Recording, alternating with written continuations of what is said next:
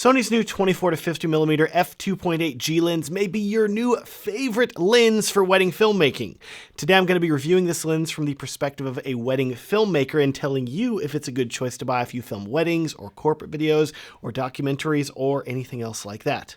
Also, for the sake of ethics, I want you to know this video isn't paid or sponsored by Sony, but they did send me this lens to review it, and I'm going to be sending it back to them very soon. And this video does have a sponsor, and it's my friends at Motion VFX. Motion VFX is one of the best places to find plugins and presets for your videos. And if you're a wedding filmmaker in particular, you are going to love their M-Wedding pack of editing tools.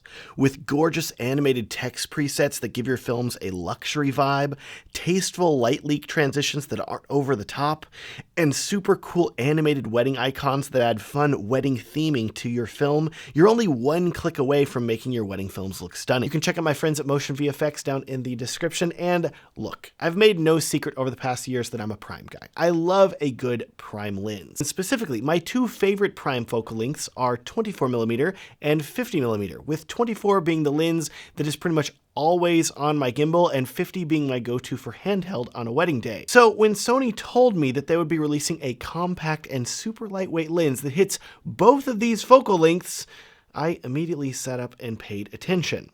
So let's talk about this 24 to 50mm lens. To start, your initial reaction may be a bit of confusion, wondering why Sony's releasing a lens like this whenever they already have a perfectly capable 24 to 70mm f2.8 GM lens that gives you 30 more millimeters of focal length, and also a 20 to 7mm f4 lens that gives you 4 more millimeters on the wide end. Is there really room in Sony's lineup for another lens in the middle of these focal lengths?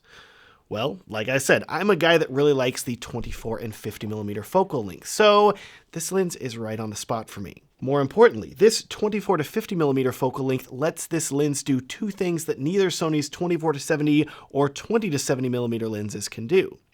First, comparing it versus the 24 to 70 GM2, this new 24 to 50 is dramatically lighter weight. We are talking going from 695 grams down to only 440. It is so light. For context, my 24 1.4 GM lens that I love is 445 grams. So this zoom lens is even lighter than that, which is awesome, especially if you're filming a wedding where you're carrying a camera around all day and using it on a gimbal, and you want something super lightweight and compact. Heck, Sony even loaned me one of their new A7C cameras whenever they sent me this lens to test, because they are so proud of how compact this setup is. Look at how tiny and cute this lens is on the camera.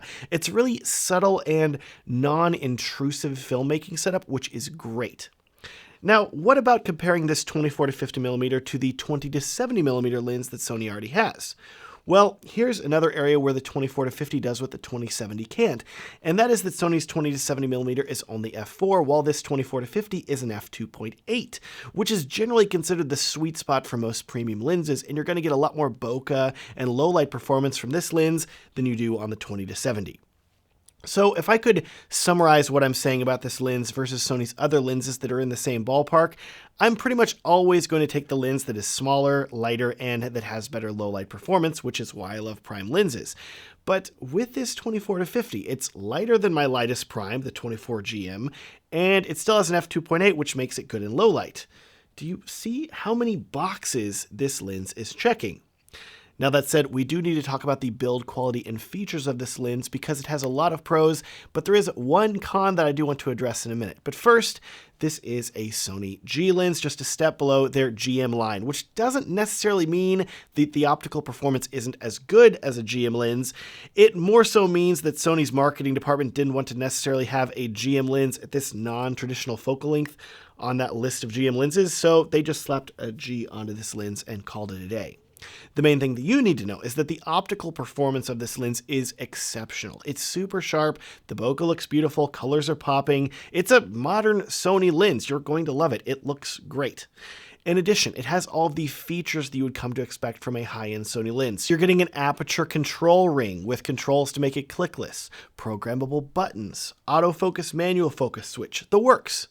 Autofocus performance is fantastic, as you would expect for a modern Sony lens. Manual focus is also fast and responsive, and didn't I say there was a con? Well, where is the con in all of this? Well, here it is. Specifically, this has to do with the way this lens zooms. This is more my personal preference than anything else, but this is one of those lenses like the original Sony Zeiss 16-35 f4 that basically zooms in reverse. And what I mean by that is that whenever you are at 50 millimeters, this lens is at its most compact. And whenever you're at 24 millimeters, the lens is extended. I'm sure there's some big physics reason why Sony has built this lens this way, but to my brain, it makes more sense for the lens to be more compact at 24 millimeter and then extended at 50 millimeter, but whatever. It doesn't extend a ton, and if you're going to be balancing the lens on a gimbal, I would just set it in the middle to about 35 or so, and then balance it there, and you'll be set.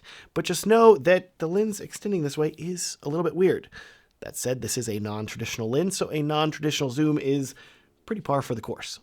Anyways, one other feature of the zoom that I want to address is the question of whether this lens is parfocal or not, meaning that if you set it to manual focus at 24 millimeter and then zoom it into 50 millimeter, will it still be in focus? And the answer is no, not quite. It's close, but a bit off, so you'll want to use autofocus when zooming. In addition, testing the lens breathing of this lens, I find that it does breathe quite a fair amount, but I do think it's important to consider the context that Sony is bringing lens breathing compensation to the a7S III, which means that pretty much their entire line of new cameras support this feature and basically makes lens breathing obsolete. So I'm not really sure how much Sony is going to care about lens breathing in their future lenses, considering they've basically fixed this issue in software.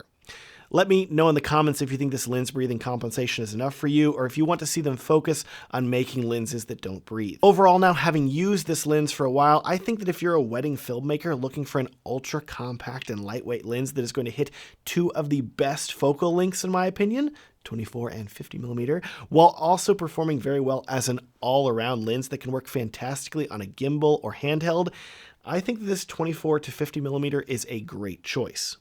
In addition, if you are a brand new wedding filmmaker and you're looking to buy your first lens and something like Sony's 24 to 70 GM is too out of reach for you financially because, let's be honest, these lenses keep getting more and more expensive, I think that this 24 to 50 could be a fantastic starter lens for you.